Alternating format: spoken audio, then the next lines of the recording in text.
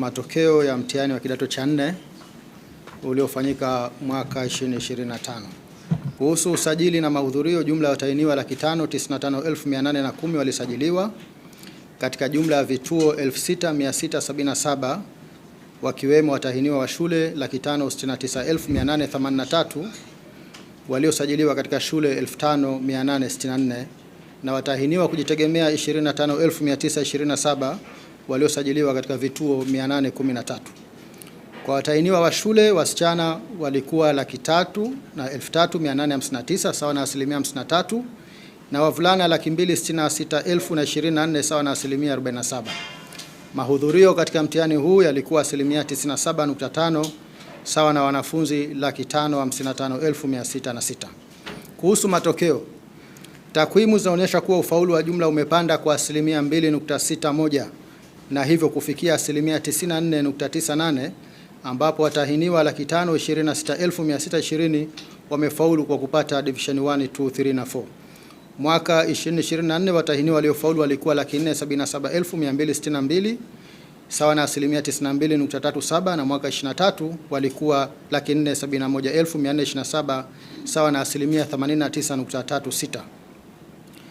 Kuhusu ubora wa ufaulu, waliopata division 1 mpaka 3 wameongezeka na kufikia 255,404 sawa na 46.1, ambapo division 1 ziko 56,410, division 2 84,996 na division 3 113,995.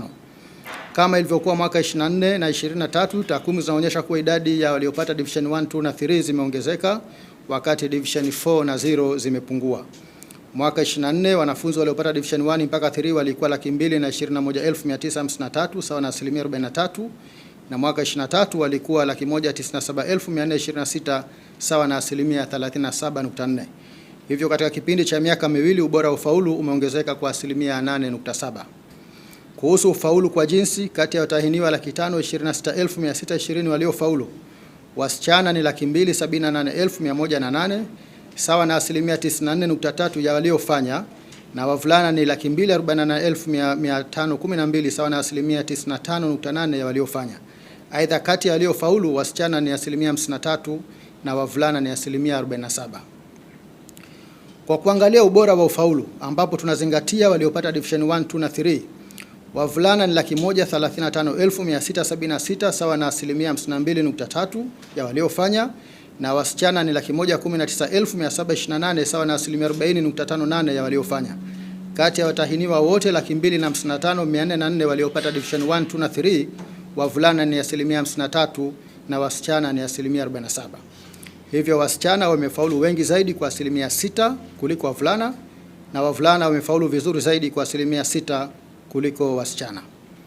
Kuhusu ufaulu kimasomo, kwa masomo ya science jamii yanayojumuisha civics, history na geography, takwimu zinaonyesha kuwa masomo haya yameendelea kupanda kama ilivyokuwa mwaka 24, ambapo somo la history limepanda kwa 4.87 na kufikia ufaulu wa 78.23. Geography imepanda kwa 7.55 na kufikia 79.46, na civics imepanda kwa 1.32 na kufikia 71.66. Mwaka 24 history ilipanda kwa 10.16, geography ilipanda kwa 7.59 na civics ilipanda kwa 2.51. Kwa masomo ya lugha, ufaulu wa somo la Kiswahili ni 97.82. Kwa somo la English language ufaulu wake umepanda kwa 3.39 na kufikia 79.48. Mwaka 24 ufaulu wa somo la English language ulipanda kwa 7%. Kwa upande wa masomo mengine ya lugha, ufaulu wa French language umepanda kwa 7% na kufikia 82.9. Ufaulu wa Chinese language umepanda kwa 14.3 na kufikia 93.43. Na kwa somo la Arabic language ufaulu umepanda kwa 17% na kufikia 50.62. Kwa masomo ya science, takwimu zinaonyesha kuwa ufaulu wa somo la chemistry umepanda kwa 0.52 na kufikia 96.88. Physics imepanda kwa 10.06 na kufikia 84.04, na biology imeshuka hadi kufikia 65.7. Ufaulu wa masomo mengine ya sayansi nao uko vizuri, ambapo engineering science ni asilimia 86.12, agriculture asilimia 94.81, information and computer studies asilimia 95.52, additional mathematics asilimia 95.91 na food and human nutrition ni asilimia 100. Kwa upande wa somo la basic mathematics, ufaulu umeendelea kuwa chini ya wastani kwa mwaka 2025 kama ilivyokuwa mwaka 24, 23 na 22. Hata hivyo, ufaulu wa somo hili kwa mwaka 25 umepanda kwa asilimia 1.1 na kufikia sasa asilimia 26.45. Kwa masomo ya biashara, ufaulu wa commerce umepanda kwa asilimia 5.89 na kufikia asilimia 95.06, na kwa somo la bookkeeping umeshuka kwa asilimia 14.02 na kufikia asilimia 74.25. Ufaulu kwa masomo ya utamaduni, sanaa na michezo umeendelea kuwa mzuri, ambapo somo la theater arts ni asilimia 97.61, music asilimia 96.67, physical education asilimia 96.29 na fine art ni asilimia 84. Kwa upande wa masomo 13 ya ufundi, ufaulu ni mzuri na upo kati ya asilimia 81.22 hadi asilimia 100. Kwa upande wa masomo ya dini, somo la Bible knowledge ni asilimia 97.34 na elimu ya dini ya Kiislamu asilimia 85.68. Ufaulu kwa masomo hayo umeendelea kuwa mzuri, kwa ufaulu wake kuendelea kuwa juu ya wastani.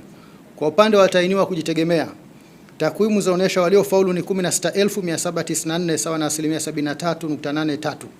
Mwaka 2024 watahiniwa kujitegemea waliofaulu walikuwa 15,703 sawa na asilimia 62.51. Hivyo ufaulu wa watahiniwa kujitegemea umeongezeka kwa asilimia 11.32 ikilinganishwa na mwaka 2024. Baraza limezuia kutoa matokeo ya watahiniwa 435 ambao walipata matatizo ya kiafya na kushindwa kufanya mtihani kwa masomo yote au idadi kubwa ya masomo.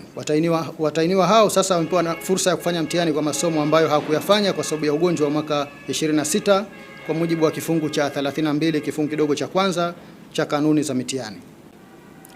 Ndugu waandishi wa habari, baraza la mitihani limefuta matokeo ya wanafunzi 77, 30 wa shule na 47 watahiniwa kujitegemea ambao walifanya udanganyifu na wanafunzi wawili walioandika matusi kwenye karatasi zao za majibu kwa mujibu wa kifungu cha 5 kifungu kidogo cha pili I na J cha sheria baraza la mitihani sura 107 kikisomwa pamoja na kifungu cha 30 kifungu kidogo cha pili B cha kanuni za mitihani za mwaka 2016.